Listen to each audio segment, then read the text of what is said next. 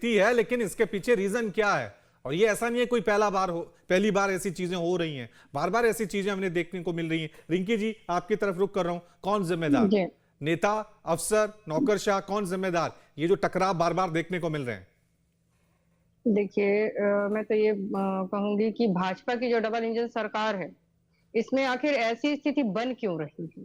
सबसे पहले तो ये हमको देखना पड़ेगा। उनके अपने सांसद स्वयं लोकसभा में विशेषाधिकार हनन की शिकायत करने के लिए मजबूर हो रहे हैं। ये सब देख करके तो ऐसा लग रहा है जैसे यहाँ अधिकारी राज चल रहा है। और इसे बढ़ावा कौन दे रहा है? इसे बढ़ावा दे रही है केंद्र सरकार।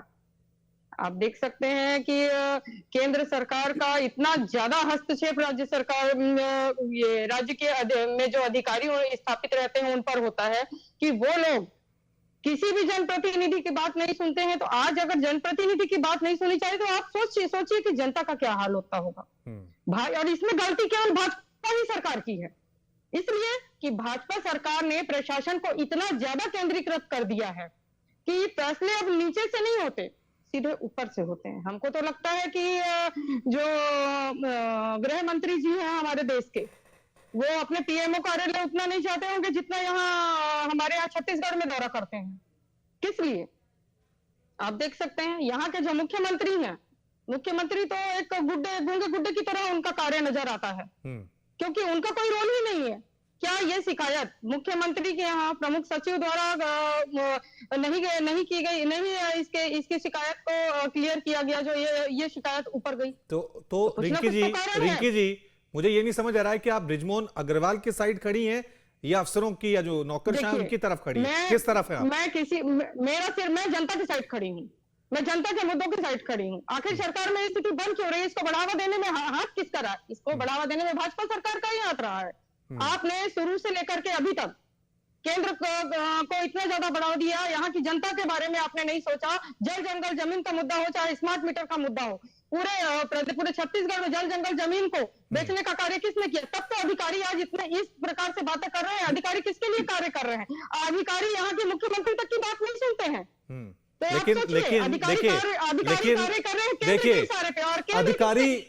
अधिकारी के पास ताकत होती है रिंकी जी, लेकिन जनता जाती है नेताओं के पास, वो जाती है विधायकों के पास, सांसदों के पास कि हमारा काम नहीं हो रहा है, फलाने अफसर जो हैं इस स्कीम को एग्जीक्यूट नहीं कर रहे हैं, लॉन्च नहीं कर रहे हैं।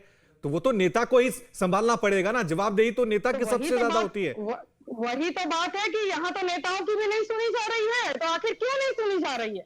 कारण, रीजन, अधिकारियों को इतना पावर मिला कहां से? तो पूरा सिस्टम फेल हो गया क्या? बिल्कुल, जनप्रतिनिधियों की बातें नहीं सुनी जा रही है। तो आप खुद सोच सकते हैं कि ये आखिर किसके इशारे पे कार्य कर रहे हैं? ये तो सरकारें, ये अगर सुनिए, अगर अधिकारी, अफसर, नौकरशाह हावी होंगे तो ये आपके लिए भी तो मुश्किल होगी ना। ये अगर आप उस तरह से उनका साथ नहीं देंगे तो कल को आप सत्ता में आएंगे, फिर आपको भी दिक्कत होगी। साथ देने की नहीं है, देखिए बात साथ देने की नहीं है, बात है न्याय की, सही और गलत की। कार्य गलत हो रहा है, तो गलत कौन है? यही तो मैं आपसे पूछ रहा हूं, गलत कौन है? देखिए, ये तो सीधे सीधे स्पष्ट नजर आ रहा है कि नेता लोग गलत हैं या अफसर? अगर मैं इस भाषा में पूछूं, नेता लोग गलत हैं या अफसर, कौन गलत है? देखिए, नेता अगर अपने जनता की आवाज उठा रहा है, नेता अगर समय पर फोन उठा रहे हैं जनता का, तो फिर नेता गलत नहीं है। लेकिन यहाँ तो नेता भी फोन नहीं उठाते हैं। ठीक है, ठीक